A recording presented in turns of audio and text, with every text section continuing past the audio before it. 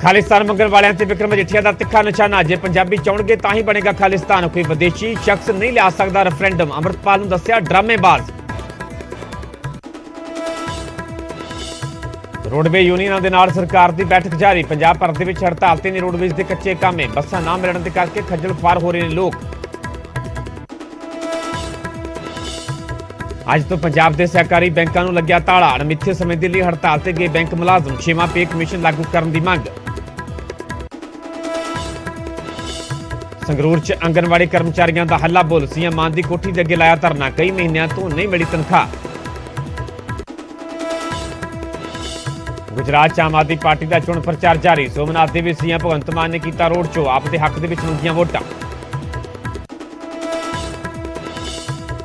डेरा प्रेमी कतलकांड दे विच पुलिस मुलाजम के बेटे का कनैक्शन भी आ रहा सामने। सूत्रों मुताबिक एसआई के बेटे ने वारदात तो बाद शूटरां नूं दित्ती सी पनाह। पुलिस कर रही है पुछगिछ। जेलों तो की जा रही मर्डर की प्लानिंग। सूत्रों मुताबिक पंजाब दी जेलों के लगातार फोन कर रहा गोल्डी बराड़। जेलों के बंद कई गैंगस्टरां के संपर्क में है गोल्डी।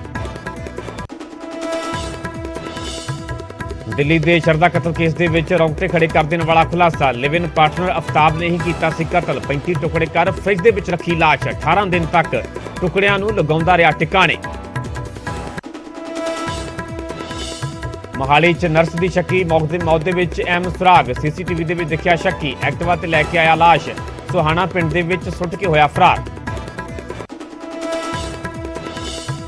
राम रहीम नूं हाईकोर्ट तो वड्डी राहत। पैरोल खिलाफ पाई पटीशन नूं कीता रद्द। एडवोकेट HC अरोड़ा ने पैरोल नूं दित्ती सी चुनौती। मूसेवाला के मापिया ने कैबिनेट मंत्री हरजोत बैंस के नाल कीती मुलाकात। मूसा पिंड के सरकारी स्कूल का चुक्या मुद्दा। अध्यापकों की गिणती वधाउण दी भी कीती मंग।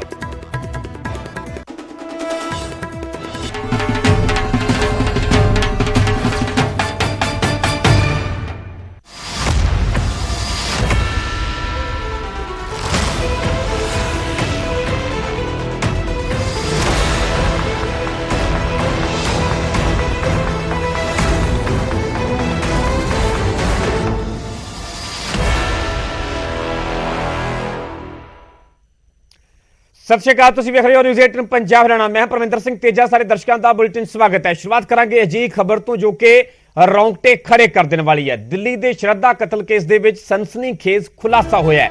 लिव इन पार्टनर अफताब ने ही कतल किया सीगा। कतल करके लाश के 35 टुकड़े तक कर दिते गए। अपने आप दे विच एक खबर रोंगटे खड़े कर देने वाली है। लाश के टुकड़ियां नूं फ्रिज दे विच रखा गया। पहला 35 लाश के टुकड़े किए गए, फिर लाश के टुकड़ियां नूं फ्रिज दे विच रख दिता गया ते 18 दिन तक टुकड़ियां नूं एक एक करके ये मुलजम टिकाणे लगाउंदा रहा। 6 महीने पहला दरअसल ये पूरी कतल की वारदात हुई सी। कतल की वारदात नूं अंजाम दिता गया। दिल्ली पुलिस ने अफताब नूं गिरफ्तार कर लिया। विआह दा दबाव बना रही सी श्रद्धा। 1 साल पहला श्रद्धा अफताब दे नाल रहण दे लई मुंबई तो दरअसल दिल्ली शिफ्ट हो गई सी। श्रद्धा ते अफताब दोवें कॉल सेंटर दे विच काम करदे सन। इत्थे दोवां दी मुलाकात हुई। परिवार वाले उन्हां दे रिश्ते तो नाखुश सन। इस कारण दोवें मुंबई तो दिल्ली शिफ्ट हो गए ते महरौली दे विच एक फ्लैट दे विच रहण लगे। 18 मई नूं झगड़े तो बाद अफताब ने श्रद्धा दा गला घुट के कतल कर दिता। मौत दे घाट उतार दिता गया ते इस तो बाद उसने उसकी लाश के 35 टुकड़े कर दिते ते फ्रिज दे विच रख दिता। पुलिस ने दस्सिया कि वह हर रोज रात नूं 2 बजे घरों निकलदा सी अते दिल्ली के वख-वख इलाकिਆਂ दे विच टुकड़े सुੱਟਦਾ सी।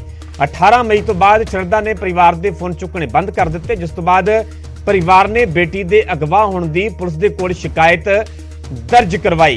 तुहानूं दोवां दी असीं ये फाइल तस्वीरां भी विखा रहे हैं। अपने आप दे विच सनसनीखेज खुलासा होया। खुलासा अजिहा होया कि जिहड़ा कि हैरान कर देने वाला है, रोंगटे खड़े कर देने वाला है कि कोई इत्थों तक भी अत्याचार कर सकता है, कोई इत्थों तक भी जलाद का रूप धारण कर सकता है। अपने आप दे विच ये पूरी खबर कई तरह के सवाल खड़े कर दी है। दरअसल दिल्ली के श्रद्धा कतल केस के विच ये वड्डा सनसनीखेज खुलासा होया है।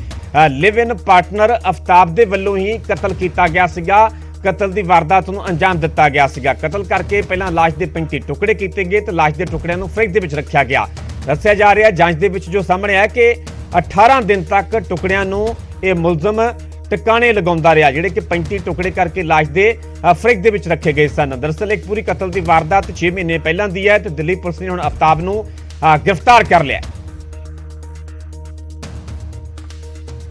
इस वक्त मैं आपको दिखाना चाहेंगे, ये देखिए वो फ्रीज है।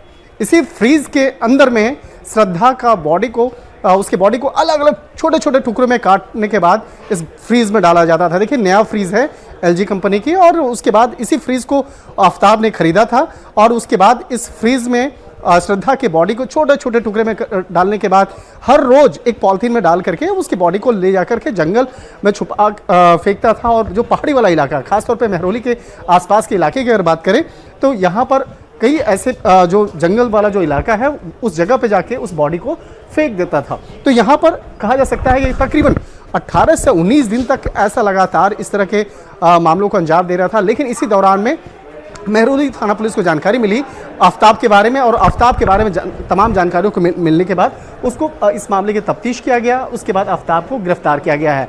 इस मामले में आगे की तफ्तीश की जा रही है, आफ्ताब का बयान दर्ज किया जा रहा है, और इस मामले में पूछताछ की जा रही है कि आखिर ऐसी क्या वजह रही कि जिस तरह से लिव इन रिलेशन में दोनों आपस में रह रहे थे, पिछले काफ़ी समय तक आपस में रह रहे थे, उसके बावजूद किस तरह से बाकायदा इस हत्याकांड को अंजाम दिया गया। तो कहीं न कहीं कहा जा सकता है कि दहशत फैलाने वाला एक जिस तरह से एक हत्याकांड को अंजाम दिया गया, कहा जा सकता है एक जानवर के माफिक आफ्ताब ने उस श्रद्धा को सबसे पहले जान मारा, उसके जान से मारने के बाद उसके बाद छोटे छोटे टुकड़े करके उस फ्रीज में डाला गया। तो कहीं न कहीं कहा जा सकता है कि दिल को दहला देने वाला ये जो वारदात। वीडियो जर्नलिस्ट मनमोहन नेगी के साथ शंकर आनंद, न्यूज़ 18 दिल्ली।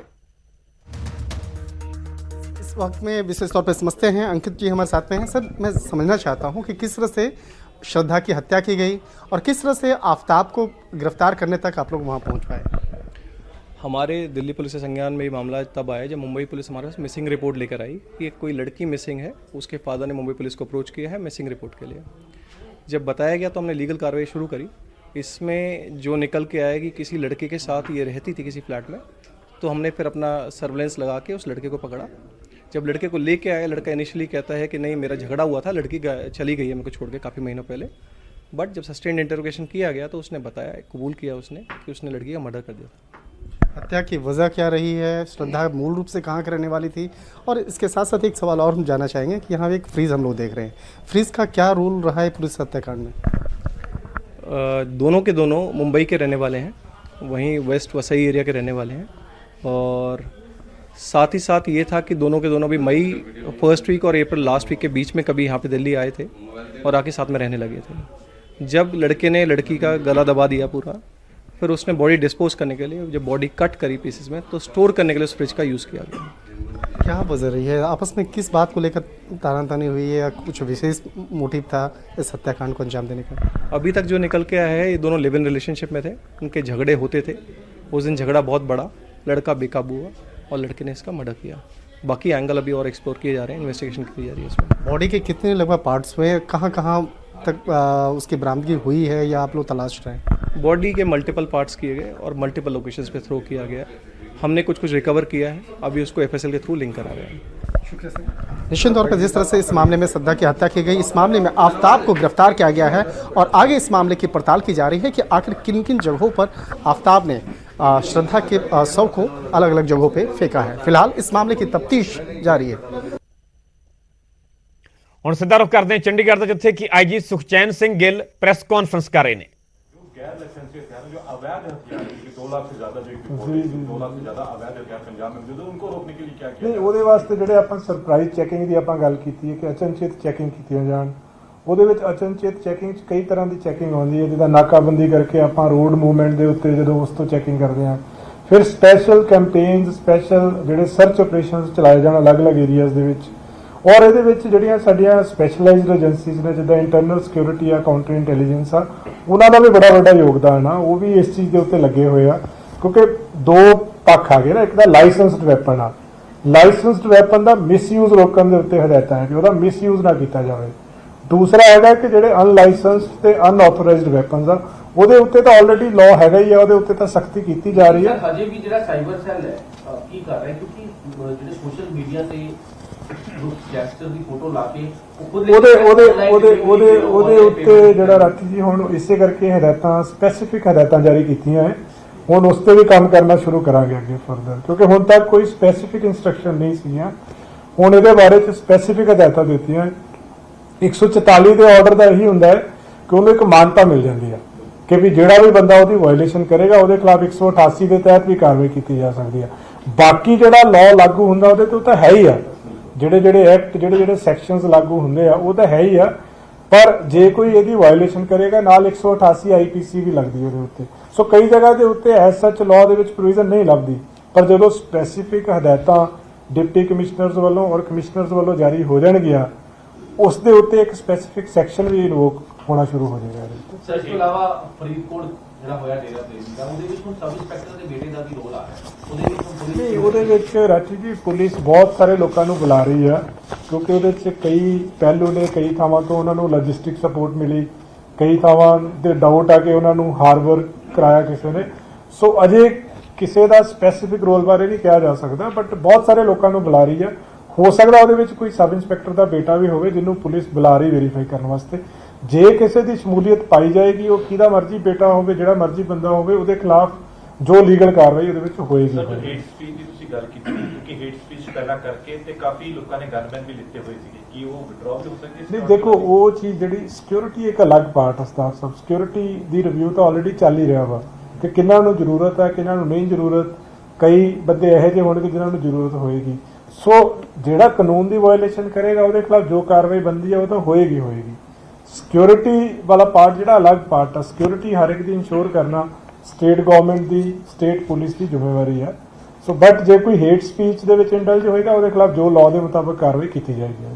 सर जो नया नोटिफिकेशन होगा उसमें रोक लगा दी गई है नए इलेक्शन देने पर, लेकिन जिनको थ्रेट होगा तो उनके लिए ਨਹੀਂ ਉਹਦੇ ਵਿੱਚ ਰੋਕ ਨਹੀਂ ਲਗਾਈ ਜੀ, ਉਹਦੇ ਵਿੱਚ ਇਹ ਕਿਹਾ ਹੈ ਕਿ ਉਹਨੂੰ ਪ੍ਰੋਪਰ ਐਨਾਲਾਈਜ਼ ਕਰਕੇ ਦਿੱਤਾ ਜਾਵੇ। ਜਿੱਦਾਂ ਹੁਣ ਹਥਿਆਰ ਜਿਹੜੇ ਵੈਪਨ ਲਾਇਸੈਂਸ ਨੇ ਉਹ ਡਿਸਟ੍ਰਿਕਟਸ ਦੇ ਵਿੱਚ ਡੀਸੀ ਜਾਰੀ ਕਰਦੇ ਆ, ਡਿਪਟੀ ਕਮਿਸ਼ਨਰ ਸਾਹਿਬਾਨ ਜਾਰੀ ਕਰਦੇ ਆ, ਪੁਲਿਸ ਕਮਿਸ਼ਨਰ ਦੇ ਵਿੱਚ ਕਮਿਸ਼ਨਰ ਪੁਲਿਸ ਜਾਰੀ ਕਰਦੇ ਆ।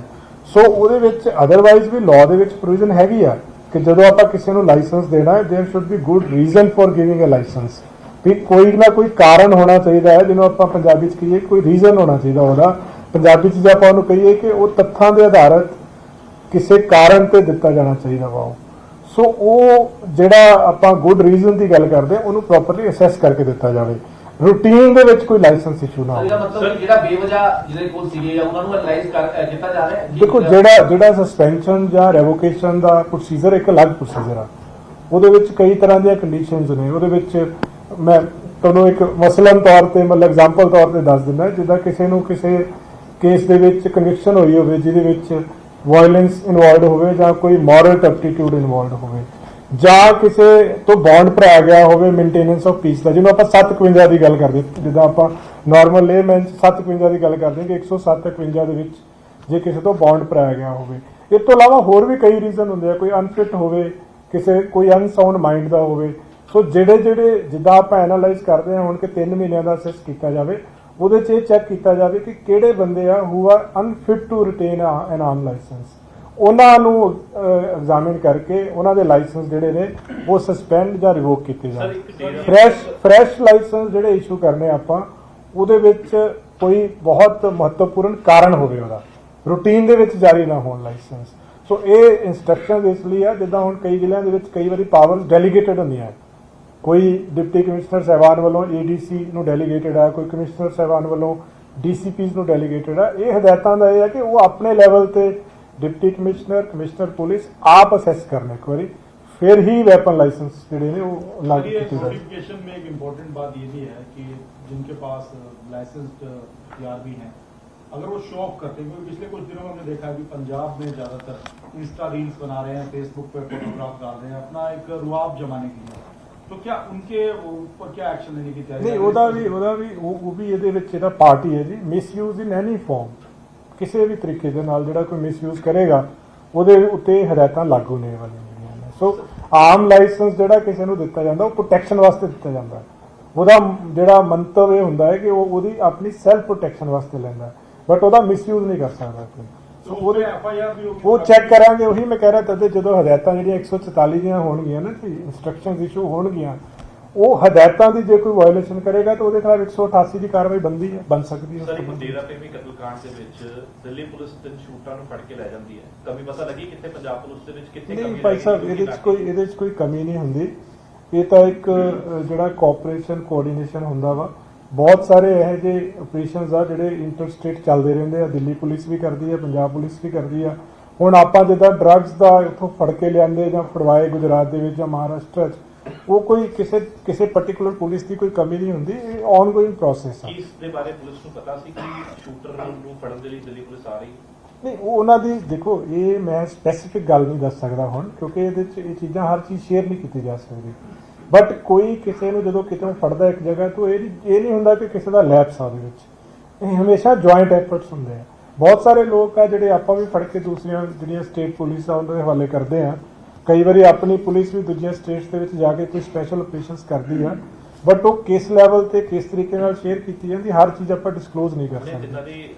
ਤਿੰਨਾਂ ਸ਼ੂਟਰ ਦੀ ਰਿਮਾਂਡ ਦੀ ਮੰਗ ਕੀਤੀ ਜਾ ਰਹੀ ਉਹ ਕਰ ਰਹੇ ਆ ਜੀ। ਉਹਦੇ ਵਿੱਚ ਦੋ ਜਿਹੜੇ ਨੇ ਉਹ ਜੁਵੇਨਾਈਲਸ ਨੇ, ਔਰ ਇੱਕ ਜਿਹੜਾ ਹੈ ਉਹ ਮੇਜਰ ਹੈ ਸ਼ੂਟਰ। ਉਹਦੇ ਵਿੱਚ ਆਲਰੇਡੀ ਜਿਹੜੀ ਆ ਫਰੀਦਕੋਟ ਪੁਲਿਸ ਨੇ ਉਹ ਅਪਲਾਈ ਕੀਤਾ ਐਜ਼ ਪਰ ਪ੍ਰੋਸੀਜਰ, ਔਰ ਫਰਦਰ ਥੋੜਾ ਏਜ ਵੈਰੀਫਿਕੇਸ਼ਨਸ ਦਾ ਇਸ਼ੂ ਚੱਲ ਰਿਹਾ ਉਹਨਾਂ ਦਾ। ਜਿਹੜੇ ਜੁਵੇਨਾਈਲਸ ਨੇ, तो ਜਦੋਂ ਸੌਟ ਆਊਟ ਹੋਏਗਾ ਨਾਲ ਦੀ ਨਾਲ ਲਿਆਂਦਾ ਜਾਏਗਾ ਔਰ ਲਿਆ ਕੇ ਫਿਰ ਫਰਦਰ ਇਨਵੈਸਟੀਗੇਸ਼ਨ ਹੋਏਗੀ। ਸਰ, ਇੱਕ ਸਿੱਧੂ ਮੂਸੇਵਾਲਾ ਕਤਲ ਕਾਂਡ ਦੇ ਵਿੱਚ ਦਰਮਨ ਦਾ ਨਾਮ ਸਾਹਮਣੇ ਆ ਰਿਹਾ, ਜੋ ਕਿ ਇਹ ਵੀ ਦੱਸਿਆ ਜਾ ਰਿਹਾ ਕਿ ਕਾਫੀ ਲੰਬੇ ਸਮੇਂ ਤੋਂ ਭਾਲ ਸੀ।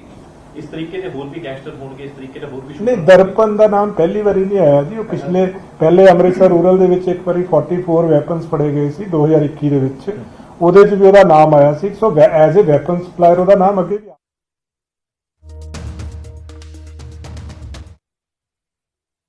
जुड़ी हुई वड्डी खबर दा सब इंस्पैक्टर दे बेटे दा भी हथ होने दा शक जताया जा रहा है। एसआई दे बेटे नूं हिरासत विच लैके पुछगिछ की जा रही है। फरीदकोट सीआईए स्टाफ दे विच पुछगिछ की जा रही है। छूटां दे नाल संपर्क विच सी एसआई दा बेटा। सूत्रां दे वाले तो एक खबर है, वारदात तो बाद शूटरां नूं पनाह दित्ती गई सी। बठिंडा दे विच तैनात है सब इंस्पैक्टर। एसआई दे पुत्तर दा शूटरां दे नाल कनैक्शन पुलिस दे वल्लों खंगालिया जा रहा। हालांकि हुण तक दी मिली जानकारी मुताबिक सब इंस्पैक्टर दा यह कहना है कि उसका बेटा बेकसूर है। उसनूं उसदे किसी दोस्त का फोन आया सी कि उसके कुछ दोस्त दिल्ली तो आ रहे हैं जिन्हां दे रुकण दा इंतजाम किया जाए। दरअसल पिछले दिनों कोटपुरा दे विच शूटरां दे वल्लों डेरा प्रेमी प्रदीप दा गोलियां मार के कतल कर दिता गया सीगा ते एक करके हुण कई वड्डे खुलासे भी हो रहे हैं। ते इस दे नाल जुड़ी हुई वड्डी खबर है कि सब इंस्पैक्टर के बेटे का भी इस पूरे कतल मामले दे विच हत्थ होने का शक जताया जा रहा है। एसआई के बेटे नूं हिरासत विच लैके पुछगिछ की भी जा रही है, सवाल जवाब किए जा रहे हैं। फरीदकोट सीआई स्टाफ दे विच ये पुछगिछ हो रही है। सूत्रां दे वाले तो खबर है कि शूटरां दे नाल एसआई का बेटा संपर्क विच सी। वारदात तो बाद शूटरां नूं इस दे वल्लों पनाह दित्ती गई सी। बठिंडा दे विच दरअसल तैनात है सब इंस्पैक्टर, जिसदा कि बेटा सवालों के घेरे विच। हालांकि हुण तक दी जानकारी सामने आ रही है, सब इंस्पैक्टर का कहना है कि उसका बेटा बेकसूर है। सब इंस्पैक्टर दे वल्लों अपने बेटे नूं बेकसूर दस्सिया जा रहा है।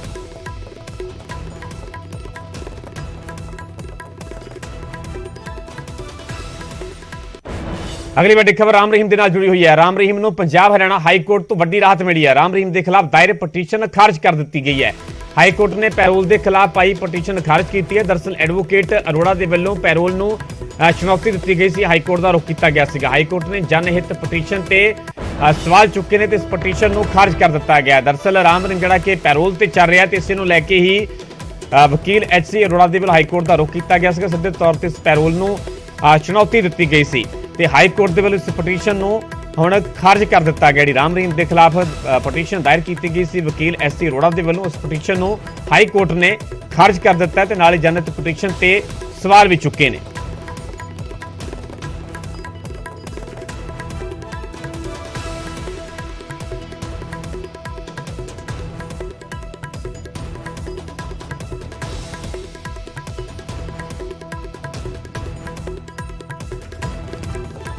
तो राम रहीम से जुड़ी हुई वड्डी खबर है। राम रहीम नूं पंजाब हरियाणा हाईकोर्ट तो वड्डी राहत मिली है। राम रहीम के खिलाफ पटीशन जिहड़ी आ हाईकोर्ट के वल्लों खारिज कर दी गई है।